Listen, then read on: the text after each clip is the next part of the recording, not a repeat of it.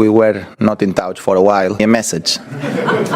Haven't spoken to you in a while. Just checking in to make sure you are okay. A message.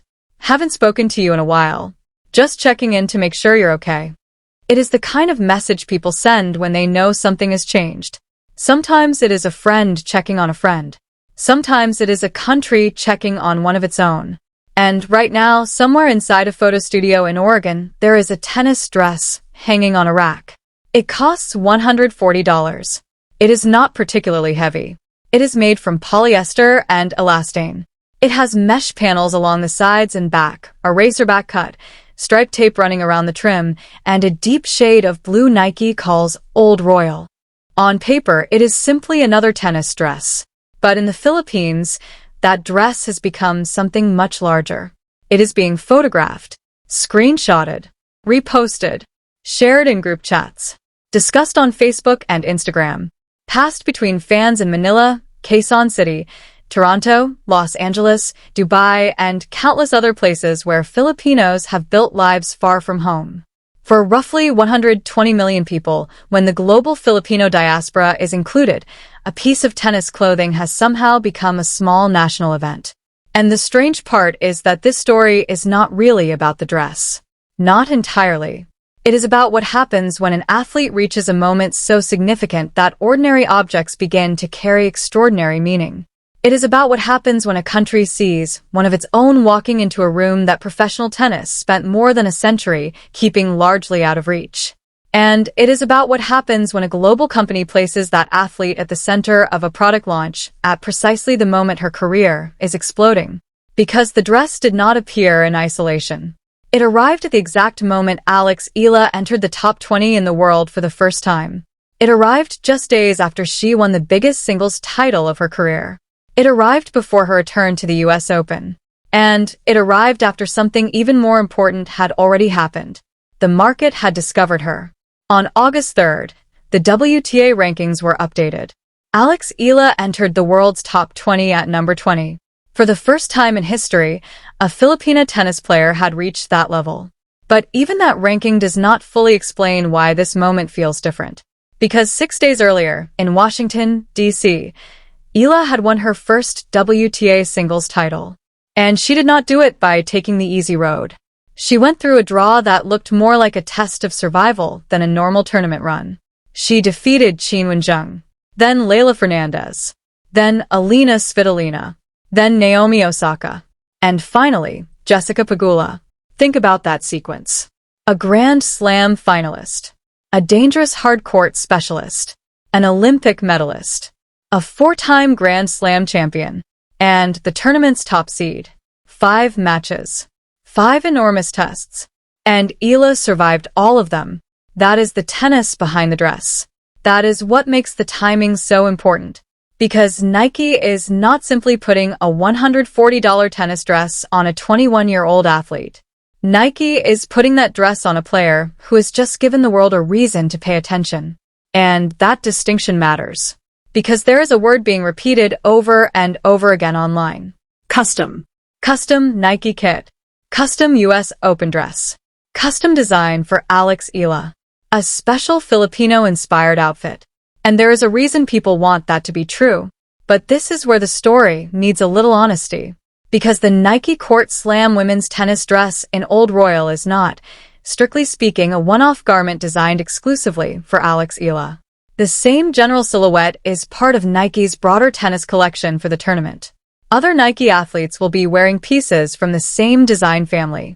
Aryna Sabalenka, for example, is associated with a companion look from the same basketball-inspired collection, including the distinctive mesh construction that has already sparked plenty of conversation among tennis fans.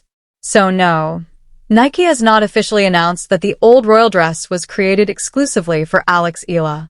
There is no Eala signature logo sewn into the collar. There is no dedicated Alex Eala clothing line attached to this dress. And she is not yet a Nike signature athlete in the same way Naomi Osaka has been positioned. That distinction is important. But it does not make the story less interesting. In fact, it might make the story more interesting. Because what Nike has done is arguably more revealing.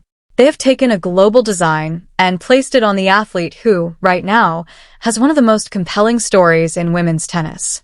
Nike is allowing the market to answer a question. What happens when Alex Eala becomes the face of this product? That is not a scandal. It is not exploitation. It is simply how sports marketing works. A company creates the product. An athlete gives it a face. And the audience decides what that face means. That last part is where things become fascinating. Because Nike calls the color Old Royal. Filipino fans see something else. They see royal blue. They see the blue of the Philippine flag. And suddenly, a standard colorway becomes something emotionally charged. Nike did not officially announce the dress as a Philippine national statement. The company did not put a Filipino flag on the chest. It did not call the product the Philippines dress. It did not say that the blue was selected specifically for Alex. But the audience did not need the company to tell them what it meant. They decided for themselves. And that is one of the oldest processes in sports. A company sells a product. An athlete wears it. A country attaches meaning to it. And suddenly the product becomes something that did not exist in the original marketing brief. That is exactly what appears to be happening here. Look closely at the dress. Nike's Court Slam design features a deep blue body, black and white detailing, mesh ventilation panels along the sides and back, and the racerback silhouette designed for movement. Nike describes the construction as basketball-inspired netting. The trim uses strike tape. The product carries Nike's performance-focused language. Strike first. Attack. Move. Compete. From Nike's perspective, it is another performance garment. From the perspective of a Filipino fan watching Alex Eala walk onto a court in New York, it looks like something else. It looks like a color that belongs to them. And that difference between corporate intention and public meaning is the heart of this story. Because sometimes the audience creates the symbolism. And once that symbolism takes hold, it becomes almost impossible for the company to control. But there is another reason this particular dress has attracted so much attention. The timing. Nike could have released this product 6 months ago. It could have been introduced before the clay season. It could have appeared before Wimbledon. It could have been launched without Alex Eala having anything to do with it. Instead, it arrives just as Eala enters the top 20, just days after she wins her first WTA singles title, and only a couple of weeks before the US Open. That is not an accidental window. Large companies do not operate at this scale by accident. They watch rankings. They watch engagement. They watch television audiences. They watch social media. They watch which athletes cause fans to stop scrolling. And right now, Alex Eala is giving Nike a reason to watch. Because Nike's position in women's tennis is not what it once was. For years, the company was almost synonymous with the sport's biggest stars. Serena Williams, Maria Sharapova, Rafael Nadal on the men's side, and an entire generation of players who helped turn Nike tennis apparel into part of the visual identity of the sport. But the landscape has changed. Competitors have become more aggressive. Adidas has continued to build major relationships. Other brands have invested heavily in younger players. And Nike no longer has the same overwhelming grip on tennis culture that it once did. In women's tennis, Naomi Osaka remains its most obvious global signature athlete. There are other major Nike players with collections and prominent campaigns. But the company is still searching for the next athlete who can create the kind of cultural gravity that Serena once created. That is where Alex Eala enters the picture. Not because she has already become Serena. She has not. Not because she has already won a Grand Slam. She has not. And not because Nike has officially declared her the future of its tennis division. It hasn't. But because the ingredients are beginning to appear. She is young. She is winning. She is from a massive and globally connected country. She has a rapidly expanding fan base. She has a story that is easy to understand.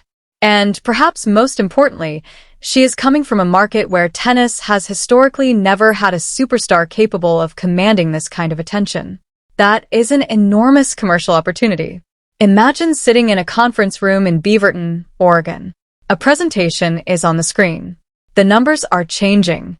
Alex Eala has just reached number 20 in the world. She has just won Washington. She has defeated some of the biggest names in the draw. Filipino fans are flooding social media. Her name is appearing more frequently in international coverage. Her US Open appearance is approaching. And then someone asks the obvious question. What happens if we put our product on her? That is the experiment Nike is now running. And the answer is number 20. The first Filipina in history to enter the top 20. And suddenly the dress made sense. Not because the dress created the moment. Because the moment created the dress.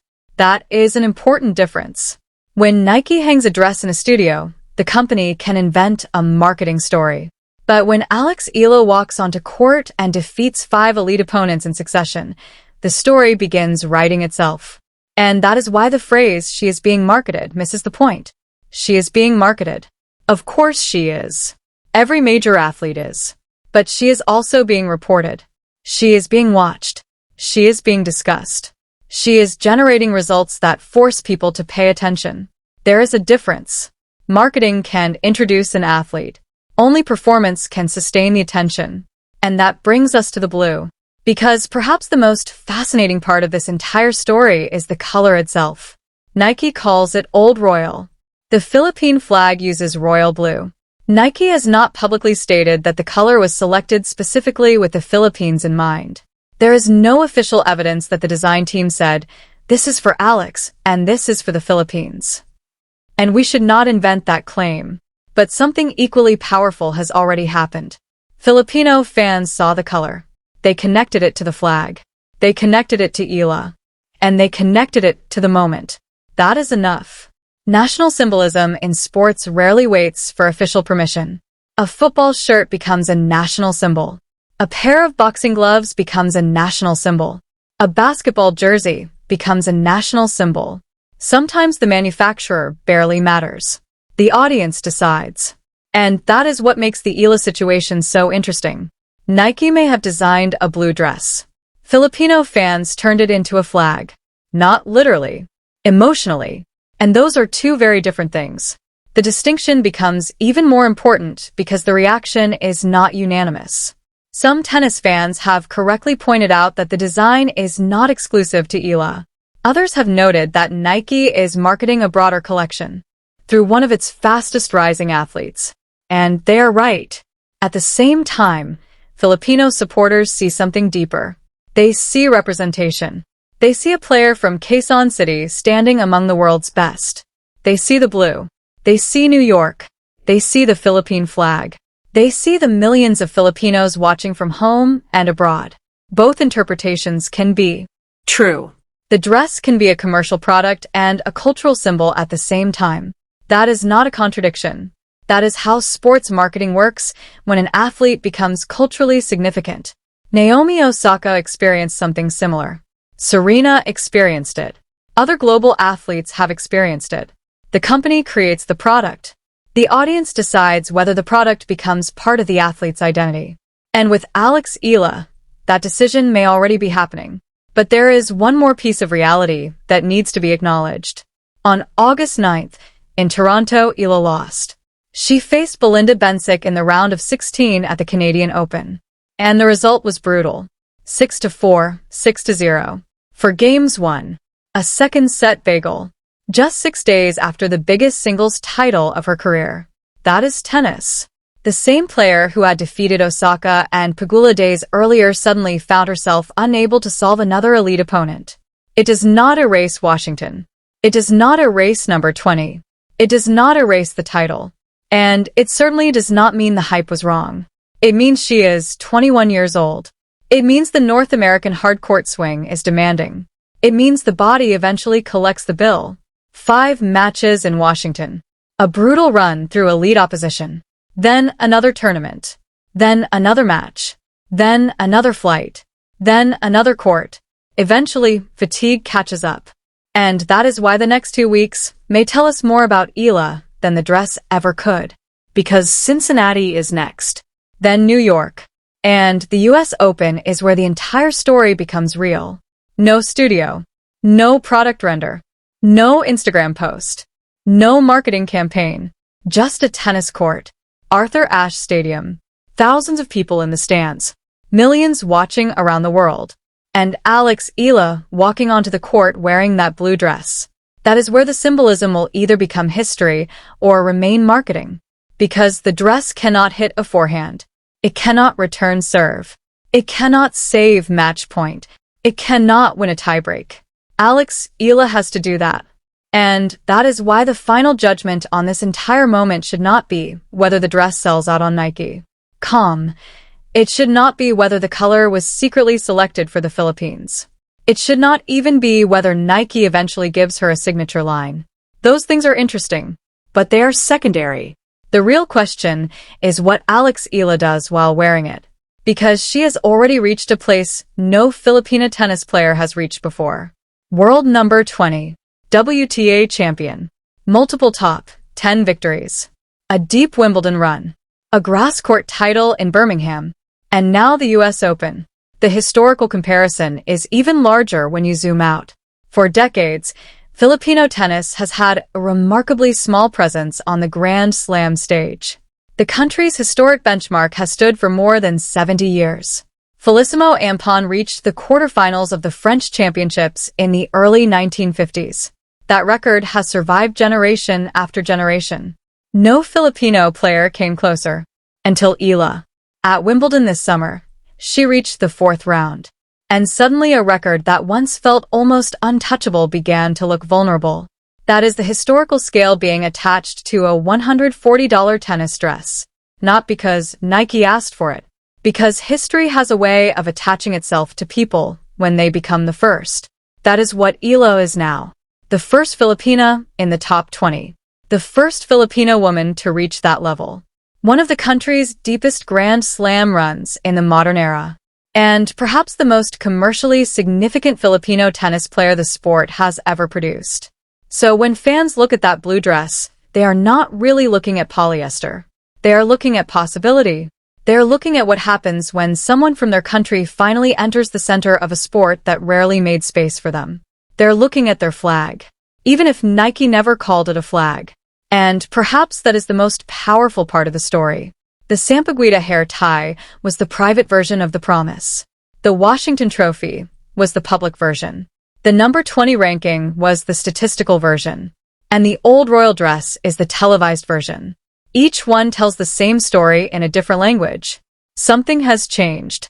Alex Eala is no longer simply a prospect.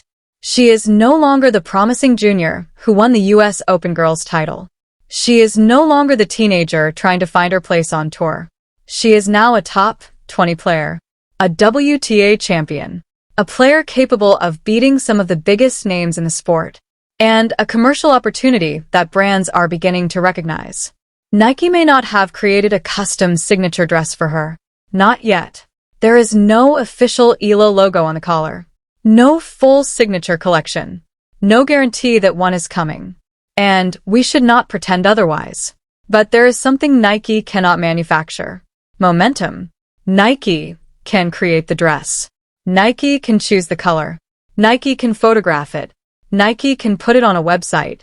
But Nike cannot manufacture the moment when millions of people see their country's athlete walking onto the court and feel represented. That belongs to the athlete.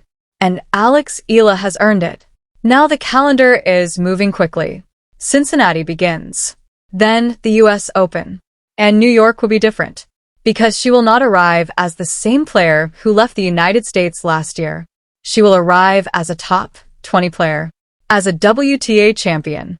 As a player who has already beaten some of the world's best. And as an athlete carrying expectations that did not exist 12 months ago.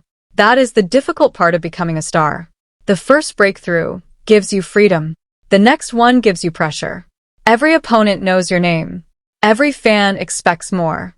Every brand watches more closely. Every loss becomes a headline. And every win becomes a national celebration.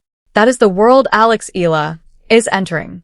And that is why the message at the beginning matters. Haven't spoken to you in a while.